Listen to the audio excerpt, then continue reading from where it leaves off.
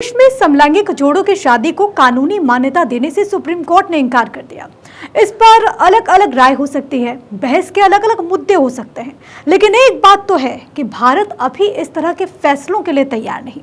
भारत अभी समलैंगिक शादियों को स्वीकार करने की मानसिक स्थिति में नहीं है। एक रिपोर्ट आपको दिखाते हैं।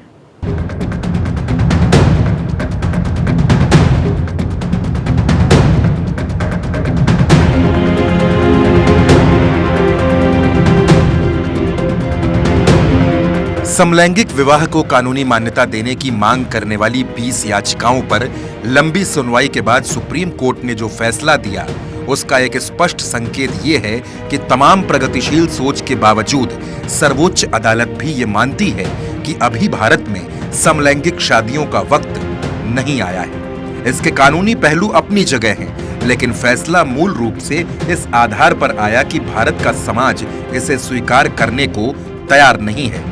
ये माना गया इससे परिवार का ढांचा बिगड़ेगा, जबकि परिवार ही समाज की बुनियाद है। सुप्रीम कोर्ट को भी समाज की लोकप्रिय भावनाओं का ख्याल रखना होता है। समलैंगिक शादी को कानूनी मान्यता देने का सवाल संसद के ऊपर छोड़ा। संसद निकट भविष्य में ऐसा कोई कानून बनाने नहीं जा रही। सुप्रीम कोर्ट का फैसला यथास्थिति को बदलने वाला। समलैंगिक जोड़ों के अधिकारों के मसले पर अल्पमत का फैसला भी एक क्रांतिकारी कदम। समलैंगिकों को समानता का अधिकार देने का रास्ता खुलता है। हालांकि सुप्रीम कोर्ट का यह फैसला कई मायने में थोड़ा जटिल है। 4 जजों ने अलग अलग फैसला लिखा। यही कारण है कि इसको पढ़े जाने में भी बहुत समय लगा। फैसले में 2 बातें बुनियादी रूप से सामने आई। 5 जजों की बेंच ने एक राय से कहा कि समलैंगिक शादियों को कानूनी मान्यता नहीं दी जा सकती। दूसरा फैसला 3-2 के बहुमत से आया। सीजेआई डीवाई चंद्रचूड़ अल्पमत में थे। चीफ जस्टिस की राय बहुमत की राय होती है। देश में कोई 1,500 मामले संविधान पीठ ने सुने होंगे। 10-12 को छोड़कर सब में सीजेआई की राय के साथ बहुमत की राय रही। इन दोनों फैसलों के गुण दोष पर बहस हो सकती है। समलैंगिक शादी को कानूनी मान्यता देने और नहीं देने दोनों के पक्ष में बहुत मजबूत तर्क हैं, जो अदालत के सामने दिए गए। इसके विरोध का मूल तर्क ये है कि विवाह जैविक रूप से भिन्न 2 लिंग के लोगों का यूनियन है, यानी पुरुष और स्त्री के बीच ही विवाह हो सकता है। दूसरा तर्क ये है कि अगर समान लिंग के लोगों को विवाह की अनुमति दी गई तो उनके यूनियन से परिवार नहीं बनेगा और फिर समाज की व्यवस्था प्रभावित होगी। हालांकि 2 भिन्न लिंग के लोगों के बीच विवाह से भी कई बार परिवार नहीं बनता, बच्चे नहीं होते, फिर भी समाज की व्यवस्था प्रभावित नहीं होती। ये इस तर्क का विरोधाभास है। विवाह सिर्फ बच्चे पैदा करने के लिए होता है। समलैंगिक शादी में ये संभव नहीं है। अकेला आदमी या औरत बच्चा गोद ले सकते हैं, सरोगेसी से बच्चा पैदा करके उसे पाल सकते हैं, लेकिन समलैंगिक जोड़ों को बच्चा गोद लेने की इजाजत नहीं होगी।